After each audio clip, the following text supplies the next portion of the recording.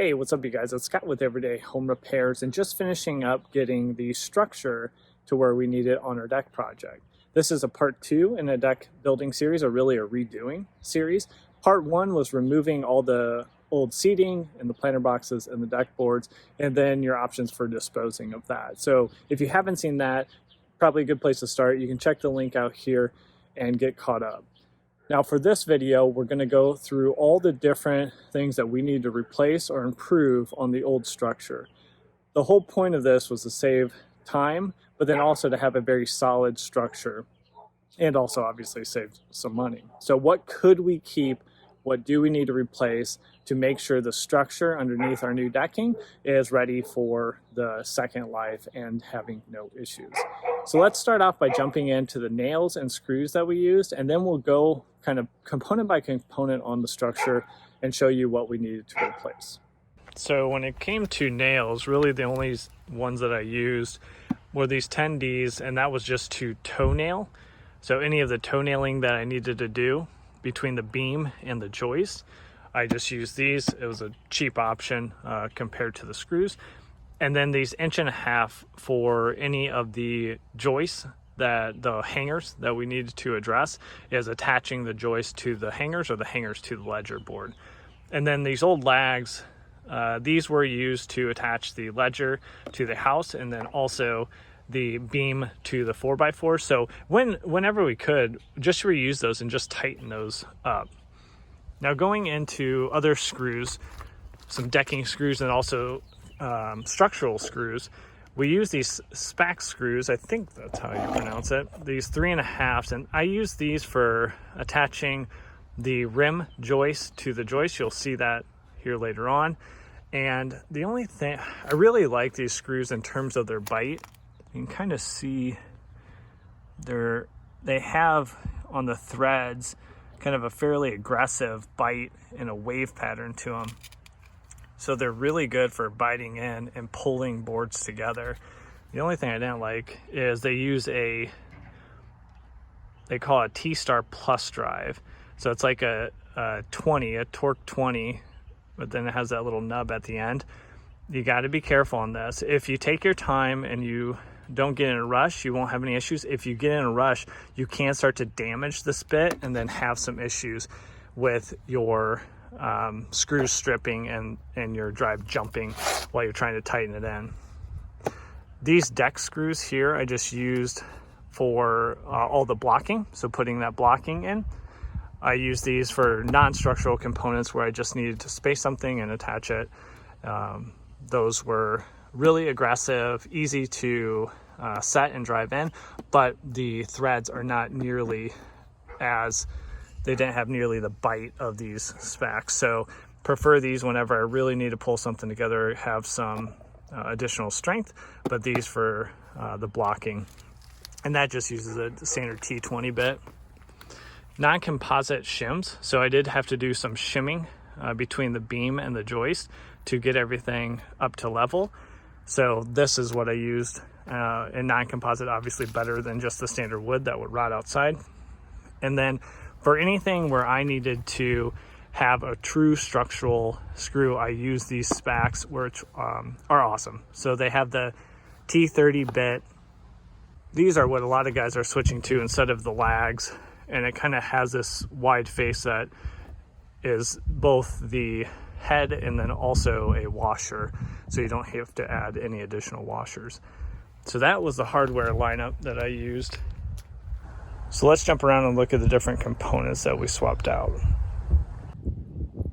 All right, so you can see that we had to do the rim joist all the way around new. This end rim joist is right at 24 foot wide.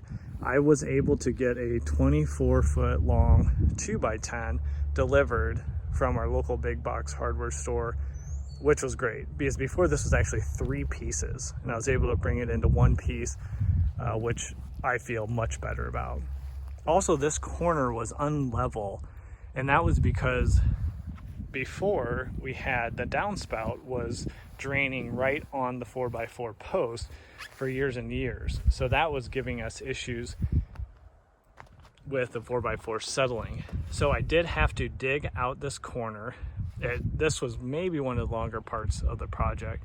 So I dug out the corner post here below our frost line in central Illinois, so we have to go down quite a ways. I went down 36 inches, put a gravel base in, and then put a 10-inch tube and then stuck the 4x4 post.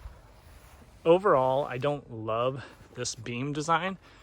I prefer probably to have the two beams together sitting on top of a 4x4 post, opposed to sandwiching it like that, just to give it a better overall hold and having the load go down into the 4x4 opposed to sitting on the Spac's structural screws. But again, I was trying to use as much as I could, and I think at the highest distance this thing's about 6 inches off the ground, so it's not a huge issue for me. Now if you're dealing with a second story deck, that is a whole nother story. That is something that you need to check with your local permitting department. And again, this is not, I am not telling you what's to code in your area.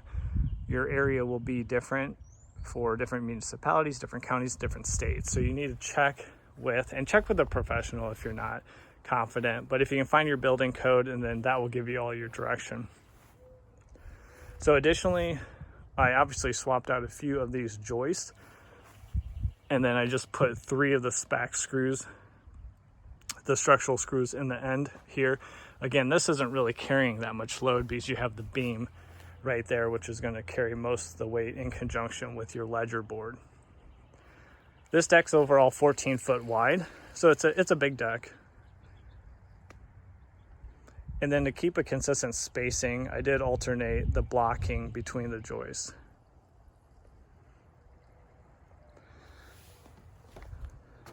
Now stepping up and looking at the ledger board, it was in pretty good shape. The thing that I don't like about the ledger board, and I'm not a pro, but I think this is fairly common in my area, is this is not correct. So technically you're supposed to take your vinyl siding and cut it, so then you can put flashing up under and flashing over your ledger board, and then that's going to be a better overall solution for shedding water off. Here, water can come down my vinyl and sit on the back side of my ledger board and really have a hard time drying out. So I was somewhat worried about that. I did check on the inside of the home looking for the lags that came through and didn't see any water damage.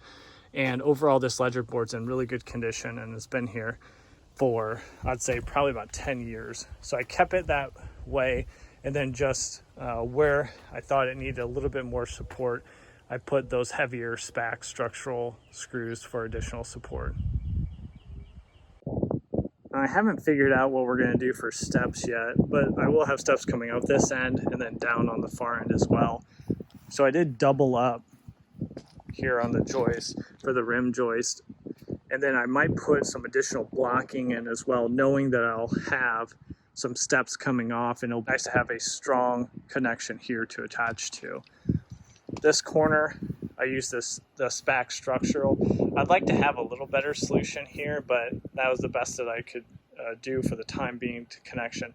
This is infinitely better than the last one.